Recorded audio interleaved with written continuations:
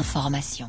Mitentina hatrany amin'ny iray tapitrisa euro na 3 miliara 500 tapitrisa ariary ny tontona miandry ireo mpilalao eto amin'ny PMU Bet ho an'ity indray mitoraka ity. Marina fa firenena misa 40 no miara-milalao ary hazakaza-tsoavaly misy any Frantsa no ilalovana ny Carte, Quinte ary TRC.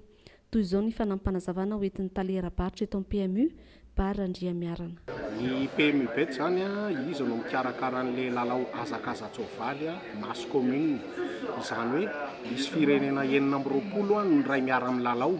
Izay mahatonga an'ilay izy hoe 1 million euro ny tirelira lalovina eto amin'ny PMU Bet isan'andro satria volany an-dafy io any Frantsa zany mazava ho azy dia io no erahan'ny mpilalao rehetrarehetra isan'izany Madagasikara, io no edivana raha mahazo ny eto Madagasikara dia dikan'izay mazava ho azy iny vola iny no alefa aty Madagasikara no menany izay mahazo.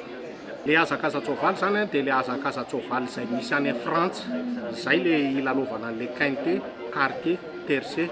Fa io misy hazakazaka eo amin'ny 40 mahery ny ray lalovina any Frantsa isan'andro. Izay hazakazaka izay lalovina eto amin'ny PMU Bet daholo isan'andro.